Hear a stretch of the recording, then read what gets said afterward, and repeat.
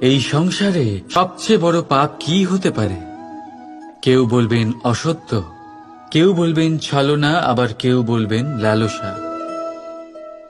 না, সংসারে সবচেয়ে বড় পাপ হল নারী জাতির অসম্মান, নারীর মান ভঙ্গ করা। কারণ এই অপরাধ কেবল নারীর শরীরকেই নয়, বরং তার মন আর আত্মাকেও আহত করে থাকে। তাহলে এবার প্রশ্ন হলো, যে এই অপরাধ করেছে তাকে কি শাস্তি দেওয়া উচিত? কেউ বলবেন শারীরিক যন্ত্রণা, আর কেউ বলবেন মৃত্যুদণ্ড। কিন্তু এই অপরাধের শাস্তি নির্ধারণ করার আগে এটা জানার কি কোনো প্রয়োজন নেই যে অপরাধী আসলে কে? এখন আপনি বলবেন সহজ ব্যাপার, সেই পুরুষ যে নারীর মান ভঙ্গ করেছে। কিন্তু এ কি সম্পূর্ণ সত্যি?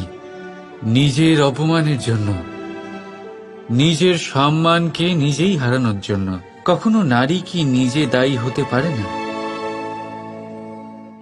ভেবে দেখুন, সম্মানহানির থেকে বাঁচার জন্য সর্বপ্রথম সম্মানের সীমার উপর নজর দেওয়া প্রয়োজন।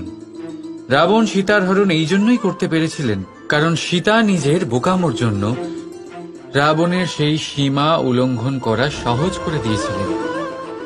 কিন্তু অশোক বাটিকাতে সেই সীতাকেই রাবণ স্পর্শ পর্যন্ত করতে পারেননি, কারণ সে রাবণ আর তার মাঝখানে ঘাস দিয়ে একটা ছোট রেখা বানিয়ে দিয়েছিলেন। জীবনে না বলতে শিখুন।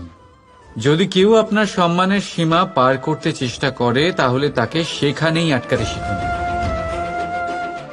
আপনার ওপরে ওঠা প্রথম হাত, প্রথম কটাক্ষ ওইখানেই আটকাতে শিখে নিন। তখন কোনো পুরুষের সাহস হবে না আপনাকে আবার অপমান করতে চেষ্টা করার। কারণ নারী জননী, পূজনীয়। তাই নিজেকে দুর্বল মনে করে আপনি অপরাধী হবেন না। রাধা